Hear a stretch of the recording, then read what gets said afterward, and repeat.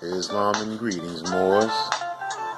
Welcome back to another episode of Pardon The Interjection.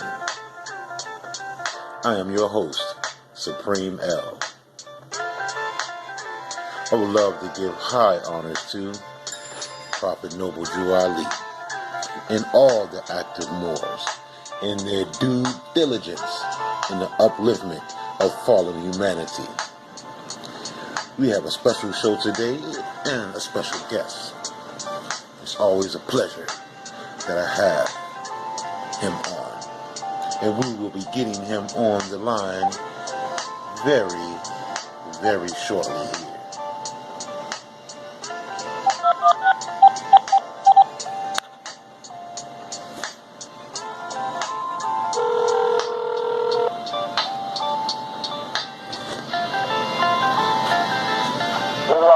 Islam and greetings, more.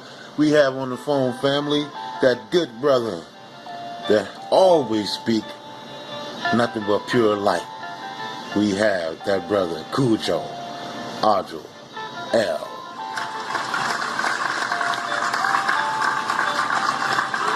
What's going on, big bro? Oh damn, we getting applause now? Oh, you know you always get applause here, baby. You know how we do it. We give props where props is due. You know it, baby. You know, one step at a time. One step at a time. Yes. What's going on with you, my big bro? Islam, bro. Islam. All right. We had a good class today. Everything was good today, you know? Yes, definitely was. I sat in for a little while, and yes, definitely enlightened, brother. Always enlightened. And maybe go in on a little bit on that. You were talking about the Moors that we still had a problem with that keep the light, bro. That don't show the light and want to continue with the fraud. I mean, what's going on, bro? It's unfortunate, because a lot of Moors have influence. You know what I mean? Right. And they could use their influence a lot better. Right. Based on the attention that they get. Mm-hmm. But attention sometimes goes to people's heads. You know what I mean? Right. True. You want to do the freaking touchdown dance before the touchdown, get the ball knocked out your hand and stuff like that. Right. That's where the rest did it. The rest made me do it. Now, why don't the Moors, pardon the interjection, why don't us as Moors just keep it straight with the people and just tell them what it is and what it's not? Because I feel like, that's going to damage our children, man. And if these brothers and sisters that's out here keeping this fraud going have children, I know that has to run across their mind. Well, I mean, I wouldn't even necessarily say that they don't want certain things. Right. But there was a group back in the day called the Temptations. Right. You know what I mean? Right. And they'll get some people in the mood. Yeah. But Temptations do that. Yes, that's right. It's nothing, just like certain people's temptations made them, get with a stripper. Right. Majority of people take Noble Drew Ali for some clown. They're not gonna look into completely what he brought. Right. You know what I mean? So they miss out on things like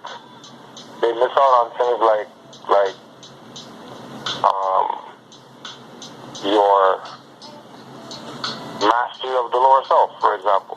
Right. You know what I mean? Because certain things that were presented by Noble Drew Ali was to correct us. Right. So we don't have to be in these things that we're in. Right. But the reality of the situation is that, if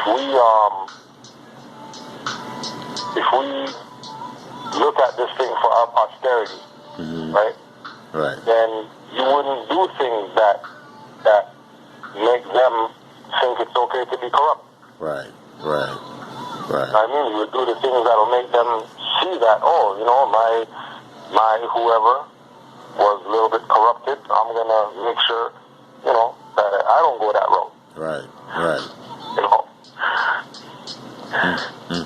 Similar to the brother who never had his dad, you know, and then has a son and says, yo, my son's not going to go through what I went through as a young man, not knowing who his dad is or whatever. Right. I'm saying? But that comes from the people who are presenting and you know, whatever with information. Because people forget that, you know, the children aren't only the ones that came from your womb. Right. You know? If we're talking about nationhood and unity amongst the black people and all that stuff, then we know that everybody's children is our children. Because we do the communal thing. We don't do the, you know what I mean? Like, you know, nobody's not getting no sitter. Right. Grandma's a sitter. Right. You know what I mean? Your aunt's the sitter. Not gonna go and put nobody in no home or nothing like that. You'll take care of your parents when they get old or whatever. Right. That's true. That's true. Don't put those ones. Right, and a pardon the interjection of that, because that is true, brother. Because 2012, 2013, when my pops passed away in 2013, I took care of him. I mean, my mother, he had his house, and my mother stayed and was a caretaker. But I took care of him, bro. You know what I'm saying? We no home, no putting them up in no old folks' home or none of that crap. Exactly, none of that crap. For what? You know what I mean? We've seen all the videos of them people abusing people's parents and stuff like that. Yes. You put your hand up in that. Yes. Because what? You know, because they had a fight. You know what I mean? Right. We had some fight when we were younger, and I ain't taking care of him and stuff like that. You know, pull that stuff like what Floyd Mayweather pulled at the gym with his pops. Right. Going off. Like somebody, like he made somebody. Right. Like he was the dad. That's a crackhead. Yeah, your dad's a crackhead. He still made it. You can't kiss the foundation. Wow.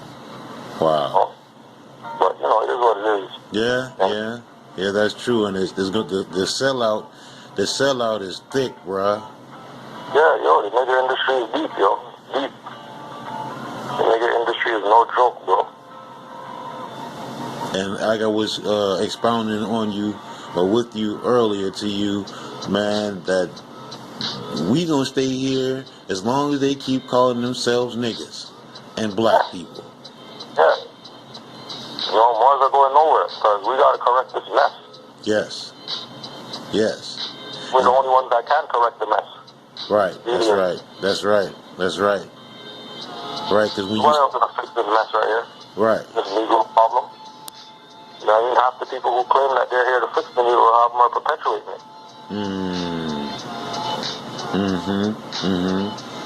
Half the people saying that they're for helping their people not suffer are putting them right back in slavery, telling them go get you know, second mortgages so you can get some tax break and stupid stuff like that. And with the people, pardon the interjection, bro. So explain this a little bit for me and the fam.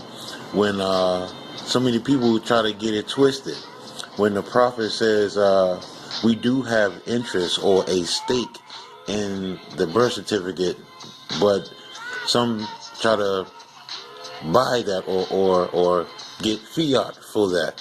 How does that really work, bro?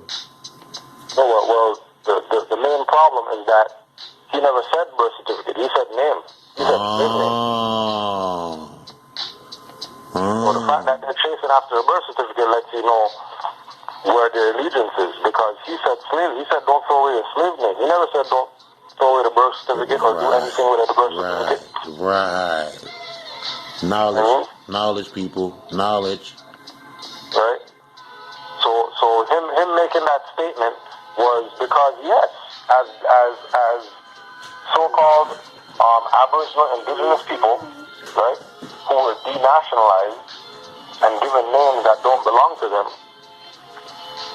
and they've had those names for 200, 300 years or whatever, hell yeah, you're owed something in that name. That ain't your name. Right. We're not talking about birth certificates, though. Right.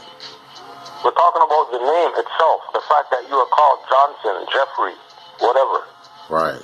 I mean, you have a stake. You know what I mean? Because you know, also too, when you think about it too, you can even add the black inventors into that. Mm-hmm. As far as the whole concept of, you know, the name. Right. And being paid in compounded interest. Right. Because of the abuses or whatever that we got in that name. Think about all the black inventors who had stuff that, you know what I mean, they went and registered under the name of the slave master. That when you go look up black inventors, only you know, the modern ones, you get a picture. Right. But the other ones, you don't get no picture who that is. Right. I mean, before a certain time, you're not getting no picture of who that is. You're just going to go with the fact that it's a European name, so it's probably European that invented that. When that's not even what's going on. Wow. You know what I mean? Right. So deal with that those people got their birthright stolen. Under the guise of patentee or invention. So, you know, it could be in the books as, you know, you invented it. You know? When they were doing that, they were straight stealing the birthright. Again. Right. By putting that brand on you, that name. By putting that brand on you, right? So Joali said, okay, well, you know, what we're going to do is we're going to make all you Moors proclaim your nationality. And then when you proclaim your nationality, now, what are you going to really, what are you going to do now? You know what I mean? Because you proclaimed your nationality, that name that you thought was your name now becomes proof of the fraud. Right. And I was going to say that. That's right. You know, and now we could step up and show that, you know, the injury that we received while we should get reparations is denationalization. And that's a crime. That's an injury. That's a crime. A crime consists of nationalization is an international war crime. Right. Because for the record, a crime consists of an injury. Right. Wow. And somebody has to injure you in order to change your name. Right. Exactly. As Kunta Kinte. Right.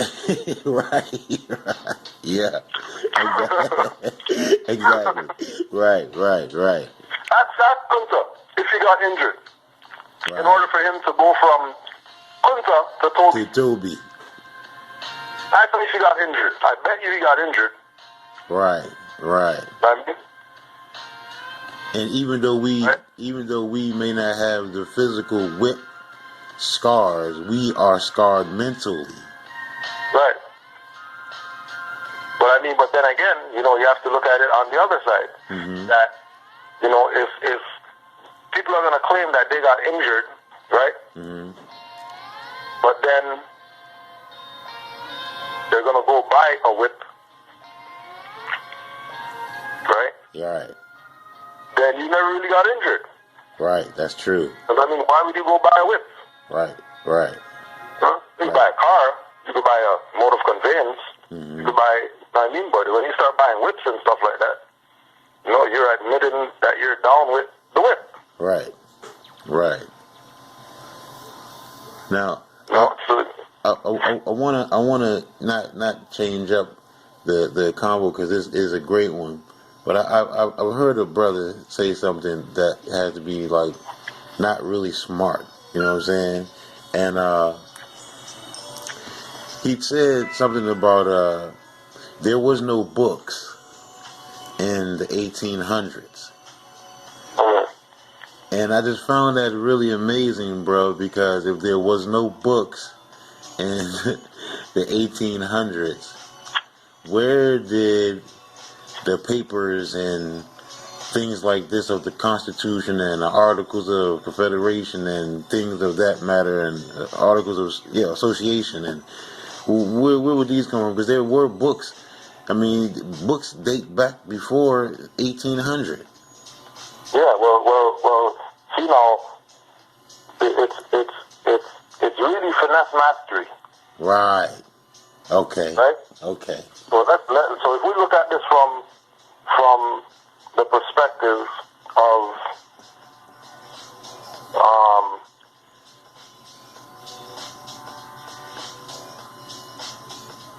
books, right? Right. There were no books in ancient Kemet. Right. But they had scrolls though. They had scrolls. Right.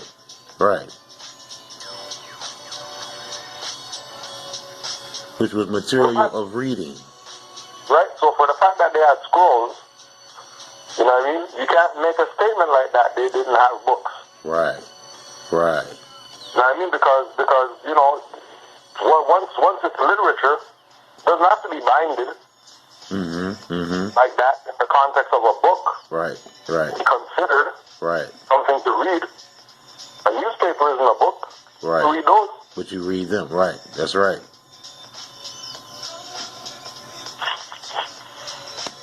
But the finesse masters have their way of presenting things so that the people are more lost after. Instead of found. Right.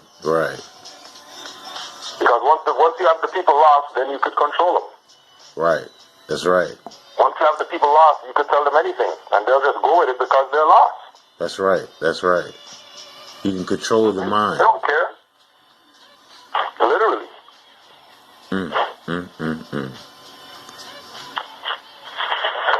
So it's unfortunate, but yeah. I mean, yeah. It is what it is, like, you know what I mean? Right. And I know people. Some people mean well, and I wanna get into this. I wanna definitely get into this. The Dingawell thing, bro. Can we expand on that a little bit more, because some people that know they Moors, that went through the lessons, went through the teachings, and still don't share it. I think we have to bring to the front table that this what it was. There was no true successor. The guy they saying is a successor is not the true successor. So why can't you say what it is? Because everybody was supposed to be dumb. Because remember, Dingawell was late. Right. The third one. Infiltration already happened and stuff like that. Right. By the time we get to Dingawell, I mean, COINTELPRO, FBI, whoever, they already had full control pretty much of the Moorish movement to a certain degree. As far as information, what's getting put out or whatever. Right. So now you have situations now where, when I say now, like, this day and age, right, where, you don't have these low vibratory Negroes around Moors anymore that wear fezzes and say they're Moors. Right. You have Moors with eyes wide open. They know about metaphysics and all that stuff. They know about psychic war and psychic attacks and subconscious minds, and you know what I mean? Like, we know of these things. So it's harder to fool somebody who knows. Right. During their quote unquote reign, nobody knew. Everybody was looking to Moorish leadership. Right? And everybody's looking to Moorish leadership that isn't leadership. Everybody looking at Moorish leadership that were, infiltrators. So why did so automatically the people's perspective is not where it's supposed to be. Right. They're not learning from people who were loyal members or whatever like that. They're learning from infiltrators. Right. You know what I mean? Right. So like it's no different than, somebody wants to help the world and be a doctor, but they're not holistic. Right.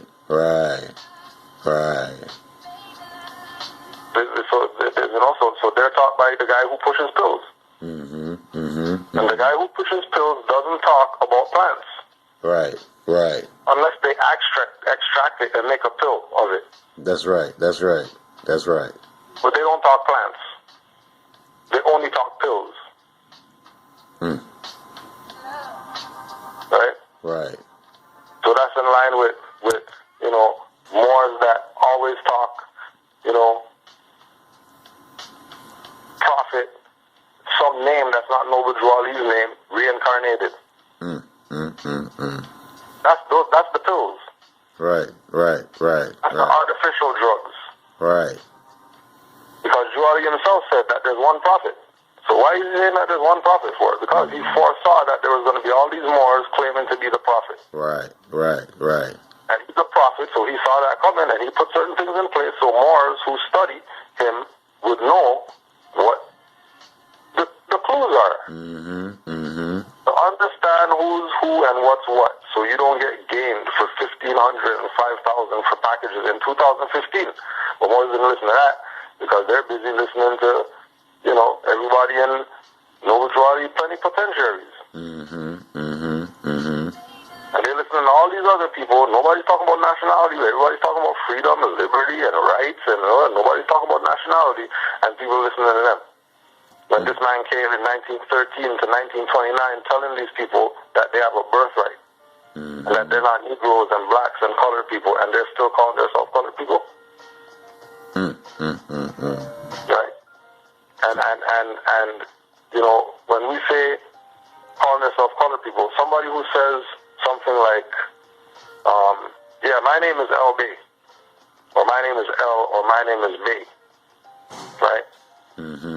But I have a problem with, Moors who say they shouldn't pay taxes. Right? Because, as Moors, we should pay taxes because whatever reason that they want to give. That's not the perspective of what this is. All right. Or more coming that, we don't like licenses. So our perspective is, we're going to get our own plates, and then we're going to exercise right to travel because we have a right to do whatever, blah, blah, blah. Right to travel ain't nothing to do with Moorish nationality. That's nothing to do with your birthright. Right. On the level how people look at it. That's true. Like if you come to the temple and your first thing is how do I get out of tickets, you're already gonna lose everything that you do in your free national name. That's right. Because you're coming in from some perspective of that's what this is about. Oh, this is about getting off tickets, so I can go because Moors have their own plates. And I watched Moors on court, and those guys made the judge walk out the room.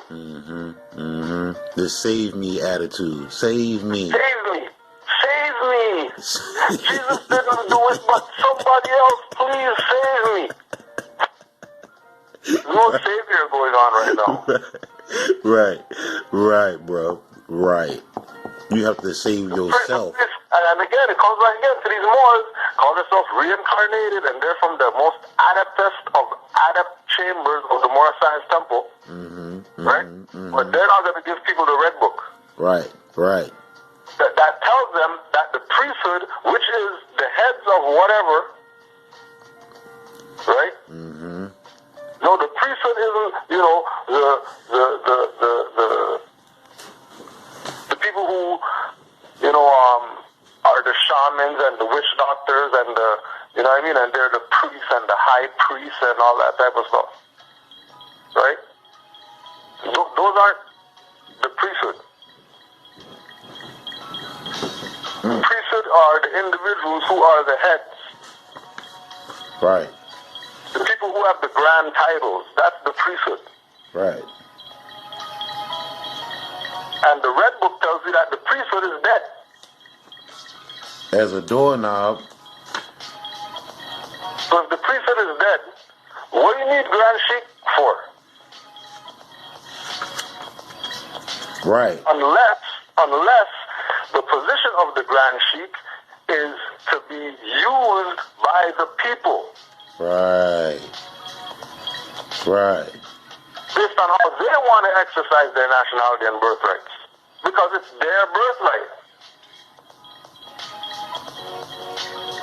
And that chief executive officer called Grand Sheik works for the board of directors.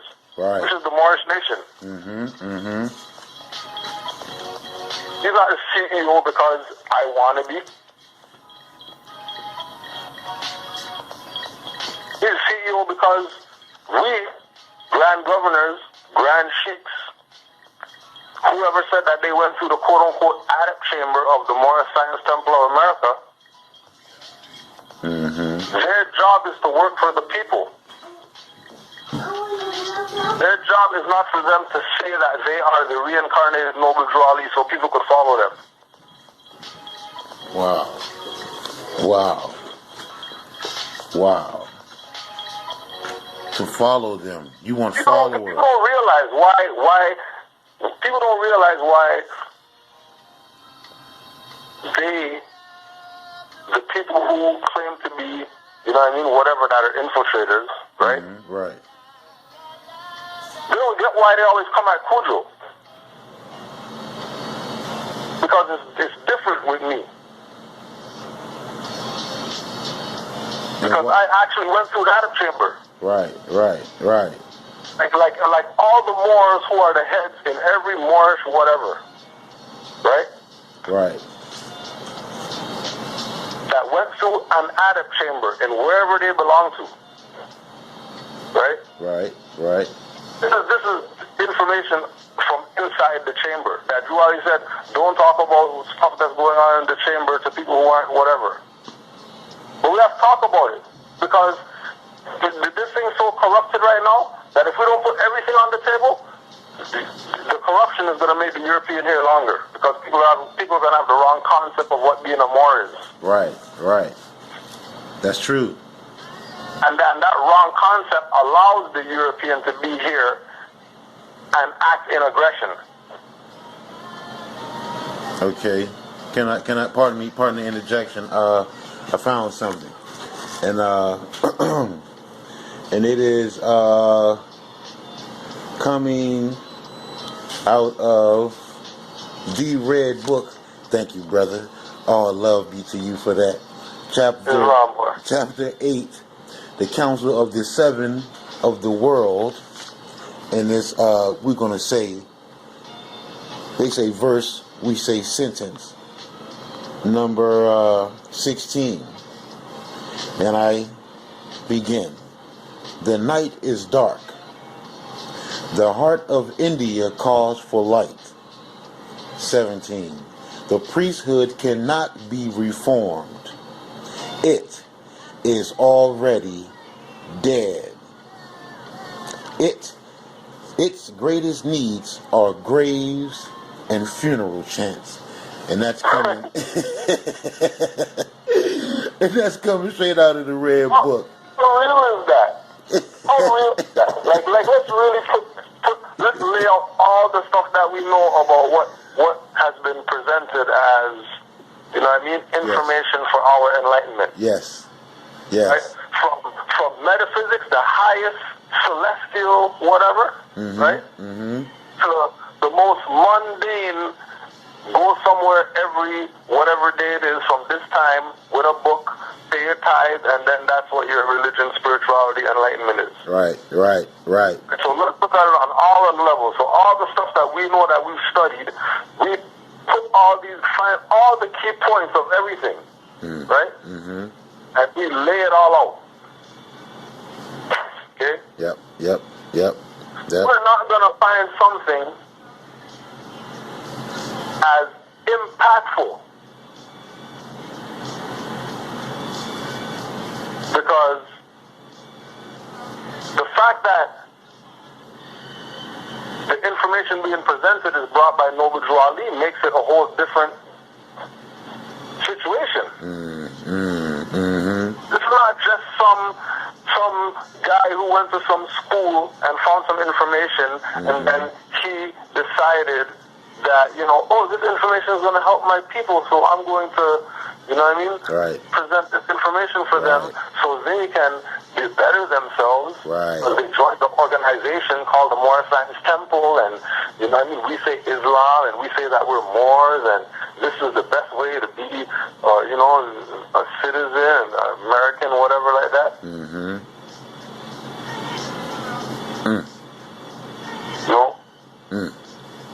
Pardon the interjection, brother. That is strong, bruh. That is real strong, and that's why they kept this book from us. That right there alone to let you know the priesthood is dead, the sheepdom is dead. Right, because remember, the only people that kept it away are those so-called heads that belong to these chambers. Right? That they're playing this game like certain people who also wear fezzes and have places where they go to and do certain, initiation rituals and whatever, stuff like that. You know what I'm saying? Right? They're trying to play that game with the Moorish Science Temple.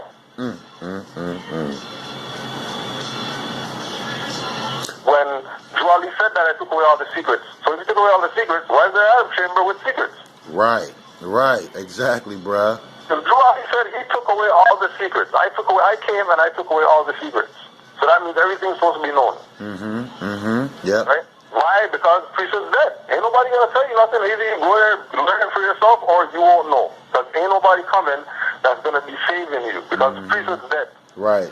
And am I correct, bruh, in saying the prophets say all of us are supposed to be adepts? Everybody, because and he said that quoted as all Moors are active, not passive. Exactly, bruh. Dig it. He's saying that all Moors are adepts. Yes. There's no time right now, 2015, for there to be Moors who say that they're Moors, but they're not adepts.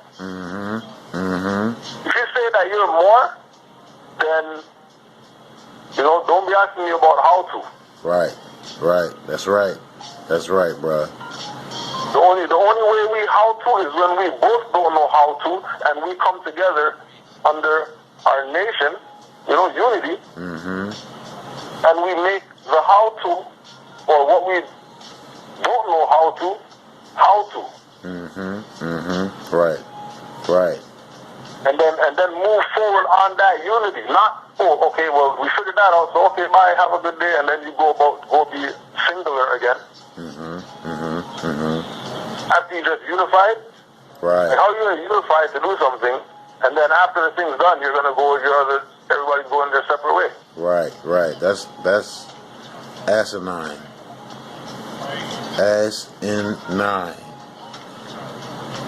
Right, but we have been given everything by Noble Juali. Right.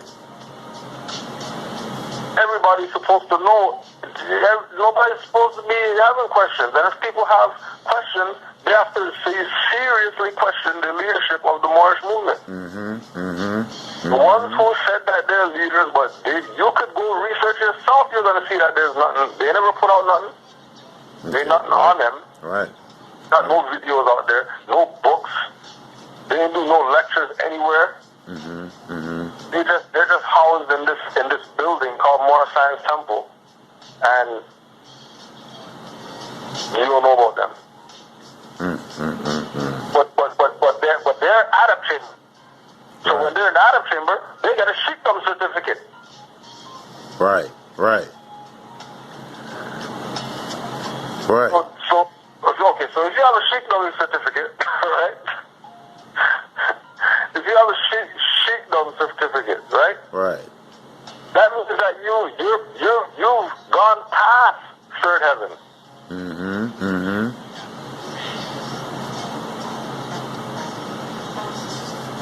When you are in the Arab chamber, the perspective is that you're the one that's talking about the priesthood is dead in the Red Book.